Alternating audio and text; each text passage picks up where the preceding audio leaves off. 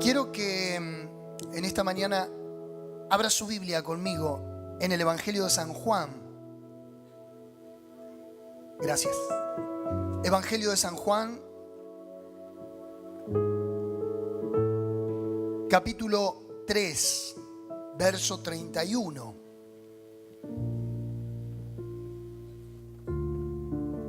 Evangelio según San Juan, capítulo 3, verso 31.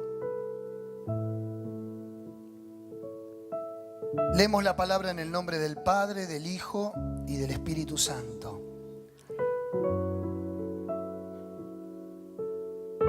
El que viene de arriba, o el que de arriba viene, es sobre todos.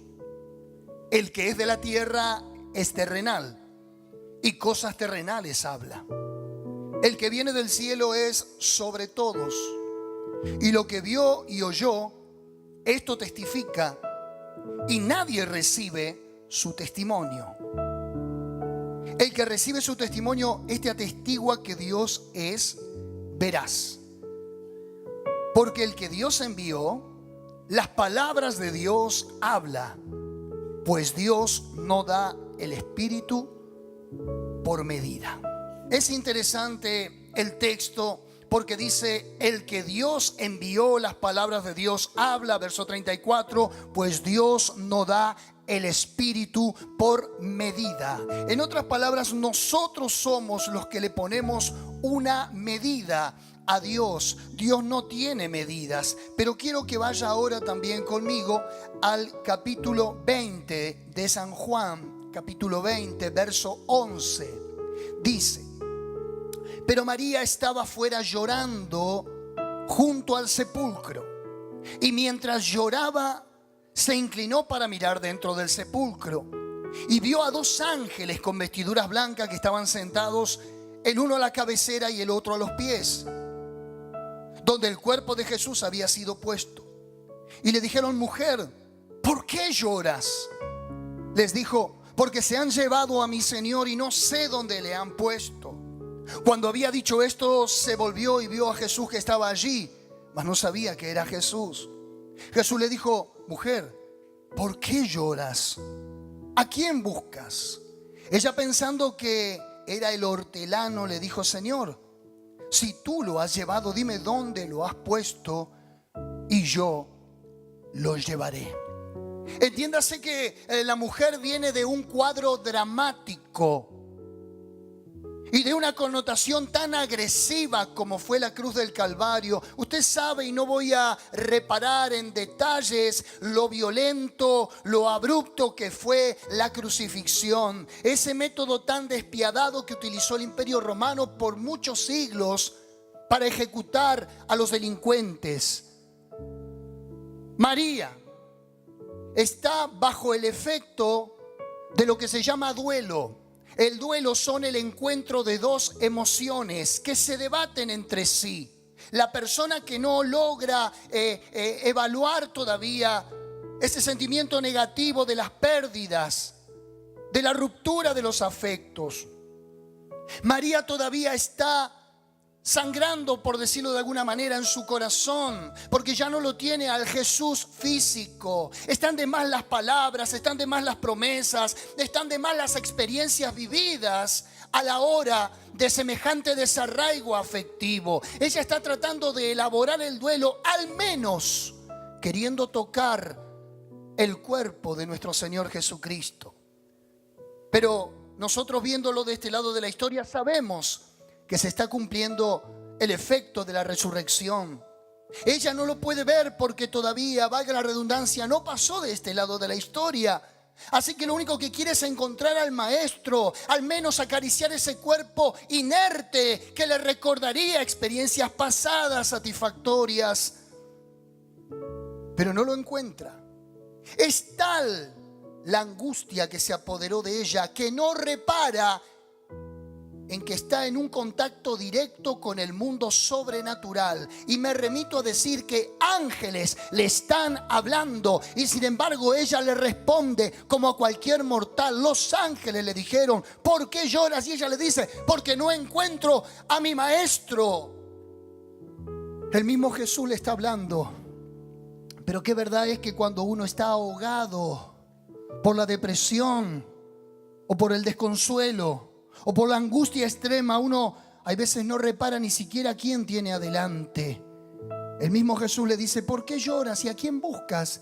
Y ella pensó que era el hortelano, el que cuidaba el huerto, el que cuidaba los sepulcros allí. Ahora permítame en esta mañana utilizar este texto como una plataforma en la que me voy a parar y voy a usar una alegoría. María representa la iglesia. Diga conmigo: María va a representar la iglesia. ¿En qué sentido lo estoy diciendo? En que María lo único que quiere es a Jesús. Y ella lo único que reclama en el momento para ahogar su angustia es a Jesús. Y es el clamor de hoy en la iglesia, que nos traigan a Jesús. Diga conmigo: no quiero otra cosa, yo quiero a Jesús. Es el reclamo de la voz mística de la iglesia espiritual. Porque quiero decirle que hay dos tipos de iglesia: la iglesia celestial y la iglesia terrenal. No todas están conformadas con la misma membresía. Jesús dijo que la cizaña y el trigo tienen que crecer juntas. Jesús dijo en el capítulo 25 de Mateo que cabras y ovejas estarán juntas hasta el día en que Padre llame a los de su derecha y a los de su izquierda. Mientras tanto, hay una iglesia mezclada. Hay una iglesia que una es la iglesia espiritual, una es la de los redimidos, una es la de los consagrados, una es la de los remanentes fiel, y otros, muchos son los llamados, pero pocos. Pregunté al de lado: ¿qué sos vos? Ahora, interesante que el evangelio se está predicando a lo largo de toda la tierra. Es cierto, los medios de comunicación han propiciado que hoy el evangelio llegue a todas las naciones, a todos los lugares. No importa la hora, no importa el destino, no importa el kilómetro, llega a todos los lugares. Pero Pablo advirtió en Gálatas capítulo 1: si alguno anunciare un evangelio diferente que el que hemos anunciado, sea anatema. Hay muchos evangelios, sí, pero no todos son los evangelios verdaderos. Ya el apóstol Juan en su primera epístola advirtió: muchos han salido de nosotros, pero no eran de nosotros, por eso no permanecieron con nosotros. Es interesante que la mujer está diciendo: devuélvanme a mi maestro. Pregunto y reclamo: denominaciones, ¿dónde se han llevado a nuestro maestro? Doctrinas, ¿dónde han puesto a Jesús? Predicadores que han secuestrado a Jesús de los púlpitos. El puritano Richard Baxter, año 1600, dijo: si solo predicamos a Cristo, estaremos predicando todo. Spurgeon le dijo a sus alumnos: ¿ha estado Cristo en tu sermón? Váyase a su casa y no vuelva a predicar hasta que no tenga algo digno de decir. El pastor presbiteriano R.C. Sproul dijo: dame al Cristo bíblico o dame nada. El reformador Martín Lutero dijo: ve y peca osadamente, pero sabe que Cristo murió más osadamente. George Campbell Morgan, de la capilla de Westminster, dijo: Cristo solamente puede ser predicado por hombres que han sido crucificados. El apóstol Pablo dijo: no me interesa saber cosa alguna, sino a Cristo y a este crucificado.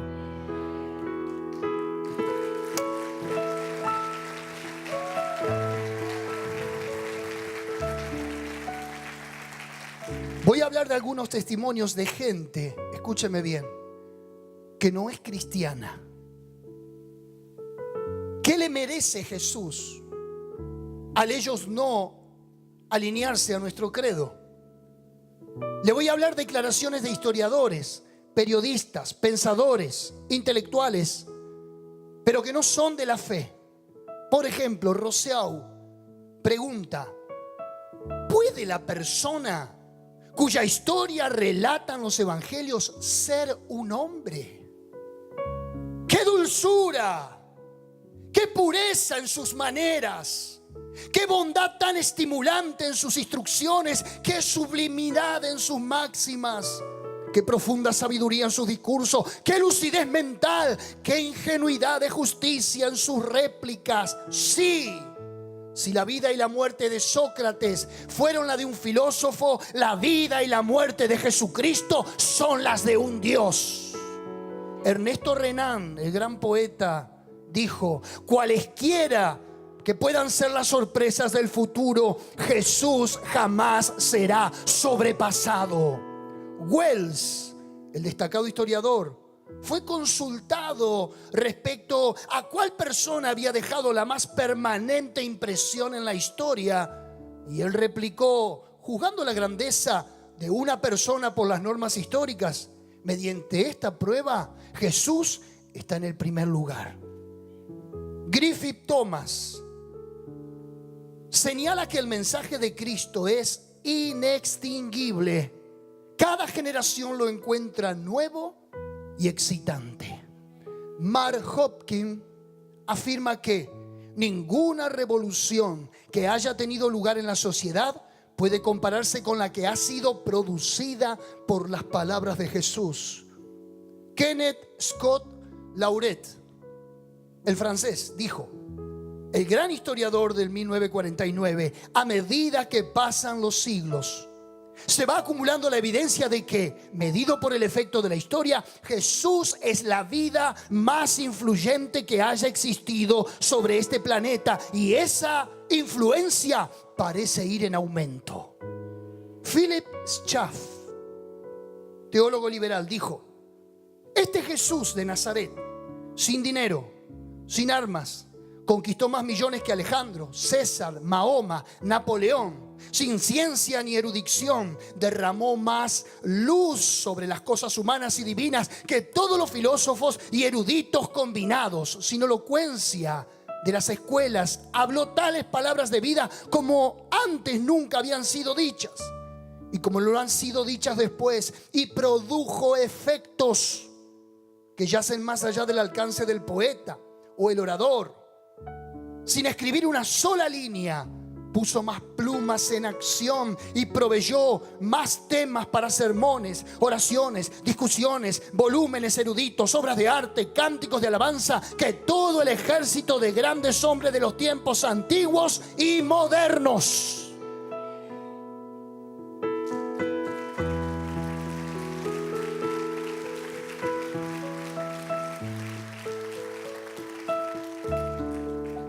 Martin Scott: la influencia de Jesús sobre la humanidad es hoy tan fuerte como lo fue cuando Él habitó entre los hombres.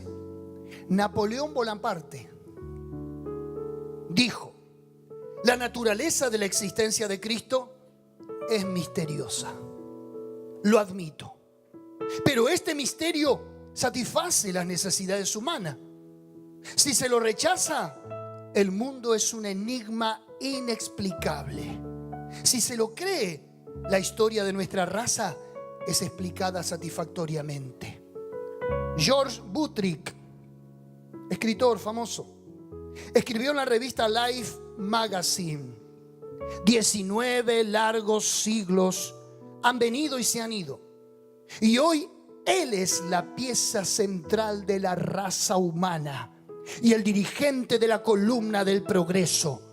No exagero cuando digo que todos los ejércitos que han marchado, todas las flotas navales que se han construido, y todos los parlamentos que han existido, y todos los reyes que han reinado, puestos juntos, no han afectado la vida del hombre sobre la tierra de manera tan poderosa como lo ha hecho aquella vida solitaria. ¿Quién es Él? Nació un hombre contrariamente a las leyes de la naturaleza. Este hombre vivió en la pobreza, fue criado en el anonimato, no hizo grandes viajes, excepto un exilio en su niñez a un país vecino. No poseía riquezas ni influencia. Sus parientes fueron gente común, sin educación, sin preparación formal.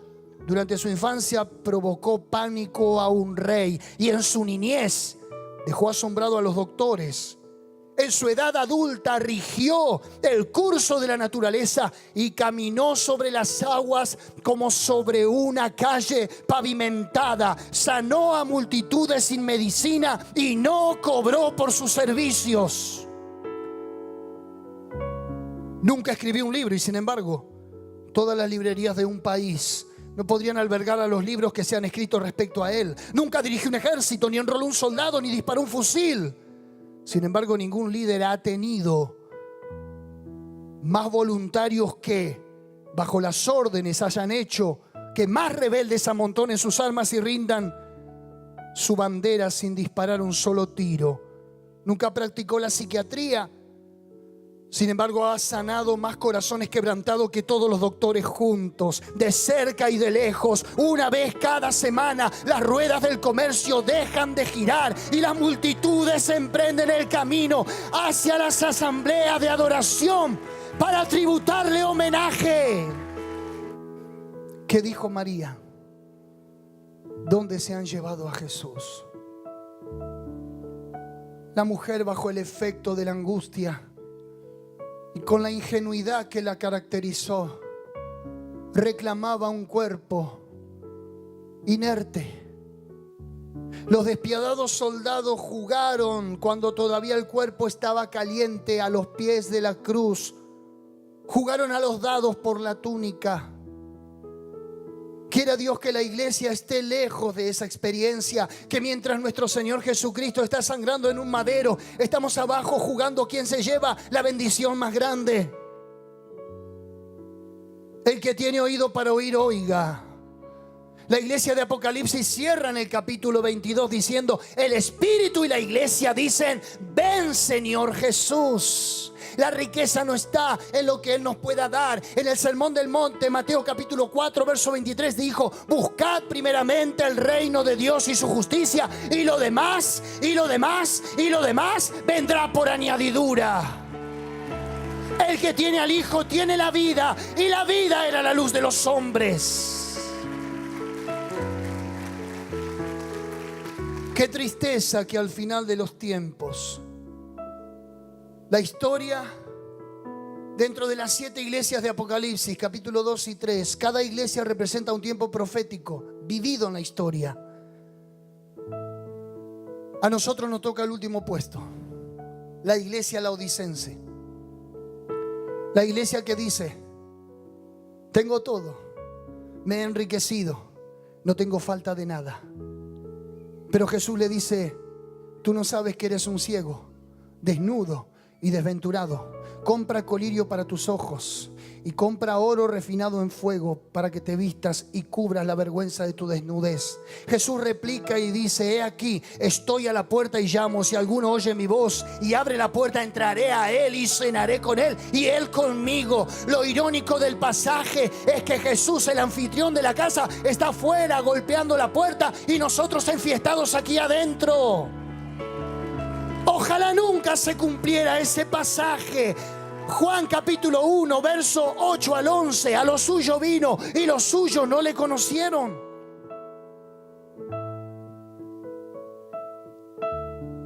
Es la voz de la iglesia espiritual que dice: ¿dónde se han llevado a mi maestro?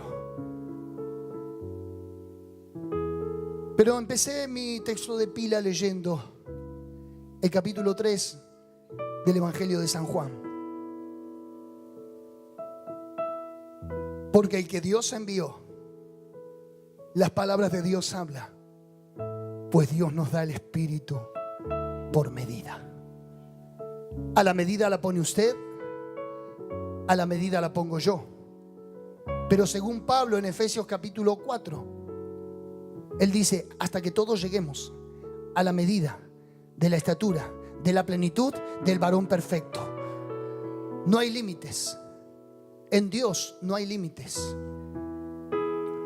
Hebreos capítulo 1, verso 1 dice: Dios, habiendo hablado en otro tiempo a los padres por los profetas, en estos postreros días nos ha hablado por el Hijo, a quien constituyó heredero de todo y por quien asimismo hizo el universo, el cual, siendo el resplandor de su gloria y la imagen misma de su sustancia, quien sustenta todas las cosas con la palabra de su poder, habiendo efectuado la purificación de nuestros pecados por medio de sí mismo, se ha sentado a la diestra del Padre. Por tanto, heredó un nombre más excelente. Se quedó corto. Ese es Jesús. Hay gente que anda buscando profetas. Hay gente que anda buscando una palabra. Dice que Dios antes habló por los profetas, antes, en otros tiempos, de muchas maneras. Ahora nos ha hablado por el Hijo. Usted lo tiene al Hijo, usted lo tiene todo. Usted lo tiene al Hijo, usted tiene toda la palabra. Usted tiene al Hijo, o a usted se le abren los cielos de los cielos de los cielos de la revelación. Él no da el Espíritu por medida. El Espíritu de la profecía es Jesucristo mismo. Es el Espíritu de los profetas. ¿Cuántos dicen amén? Hay 17 Cristos a lo largo de toda la Escritura para que usted descubra. Padre, es una herejía. Hay un solo Cristo que yo conozco, sí, pero en 17 formas manifestados. El Cristo profetizado en el Antiguo Testamento. El Cristo encarnado en el Nuevo Testamento. El Cristo azotado, crucificado, glorificado y luego revelado a la iglesia. Porque hasta que Jesús no subió al Padre, no pudo revelarse a la iglesia. Mientras tanto lo veían como un simple mortal. El Cristo humillado, Filipenses 2. Haya pues en vosotros este mismo sentir que hubo en Cristo Jesús, el cual, siendo igual a Dios, no se aferró como ser igual a Dios, sino que se humilló a sí mismo y se hizo obediente hasta la muerte, y muerte de cruz. Y el Padre le dio un nombre que es sobre todo nombre, para que en el nombre de Jesús se doble toda rodilla y toda lengua confiese que Jesucristo es Señor nuestro, en el cielo, en la tierra y debajo de la tierra.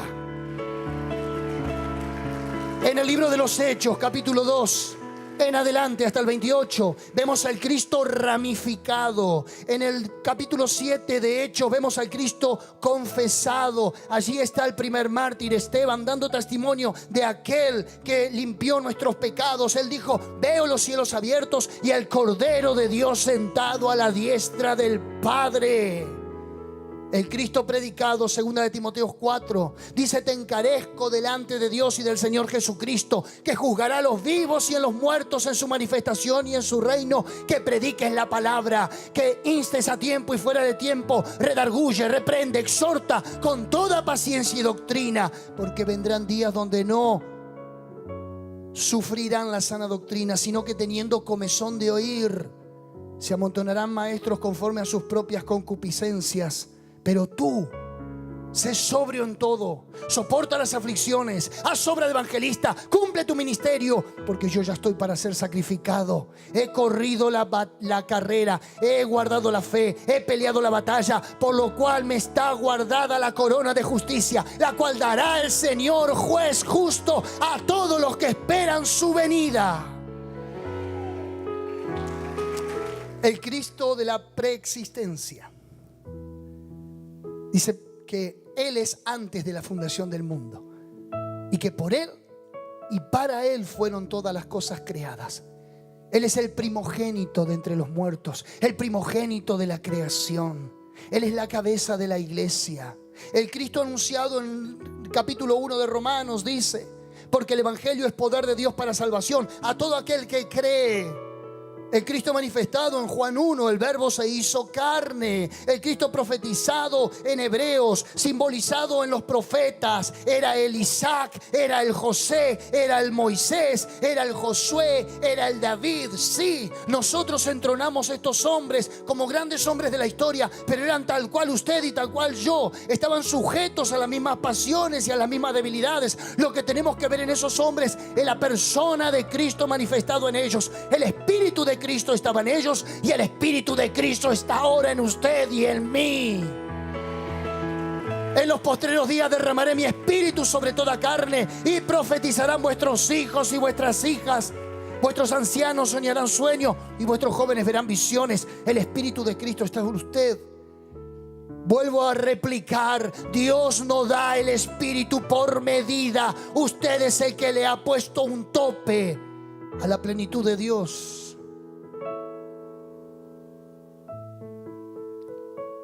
Simbolizado en los ángeles. Cada aparición del Antiguo Testamento, no es necesario que se lo diga, había una teofanía, una aparición de Dios en cada uno de los momentos célebres, cúlmines. Estuvo simbolizado en Moisés, aquel gran libertador que sacó al pueblo de la esclavitud. Jesús también sacó a su pueblo de la esclavitud del pecado.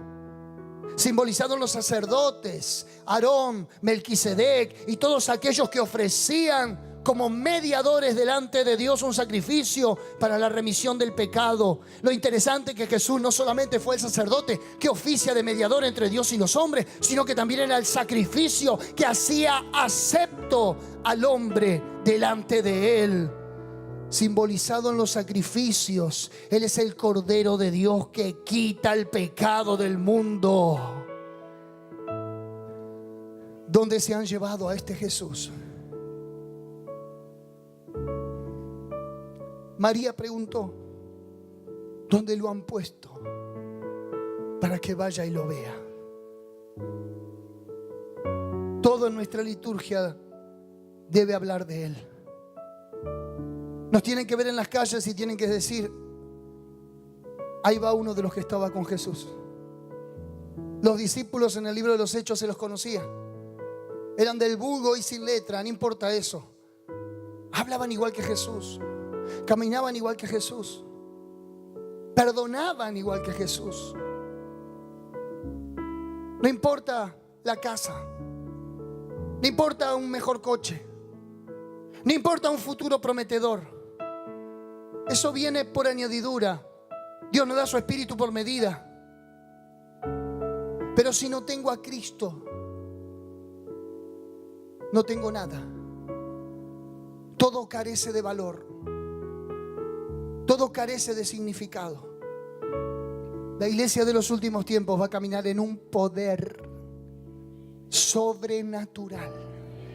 Un poder extraordinario. Un poder que se va a salir de sus límites. Porque Dios no da su espíritu por medida.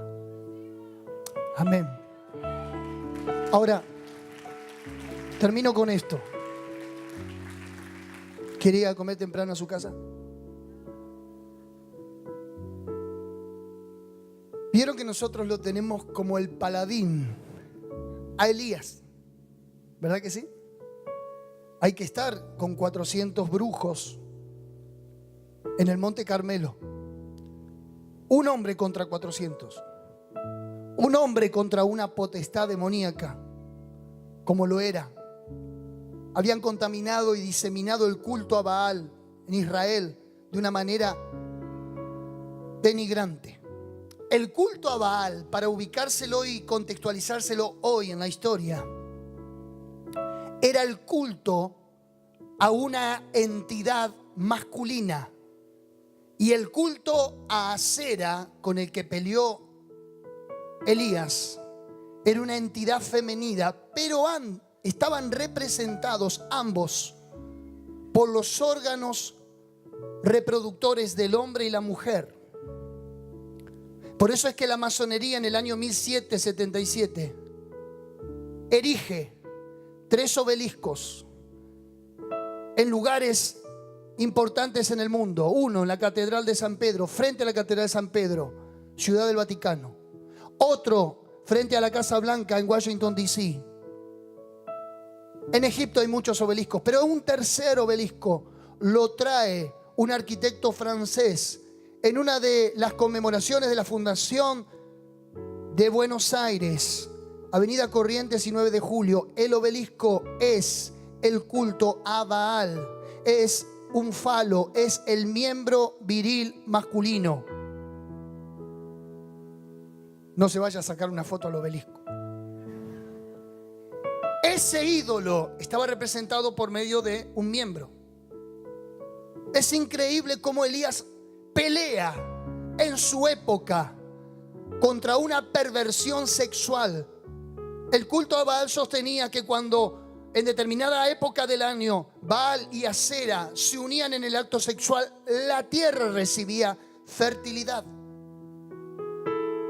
Hoy el Fondo Monetario, el Mercado Común Europeo y todas las entidades financieras se están volviendo a esa antigua práctica del culto a la fertilidad. Ahora, volviendo al tema, Elías está desafiando a esa gente. Elías hace descender fuego del cielo. Elías está orando y todos los están viendo como el hombre de Dios, como el profeta. Pero un capítulo antes dice que había un eunuco llamado Abdías, que era temeroso de Dios. Y como Jezabel y Acab, rey de Israel, habían enviado a perseguir a todos los profetas, Abdías, el eunuco, guardó 100 profetas, 50 en una cueva y 50 en otra cueva. Y dice la escritura que los sostuvo con pan y agua durante toda la persecución. Elías estaba en el monte, los 100 profetas escondidos en una cueva. ¿Qué piensa usted que estaban haciendo esos 100 profetas escondidos en una cueva?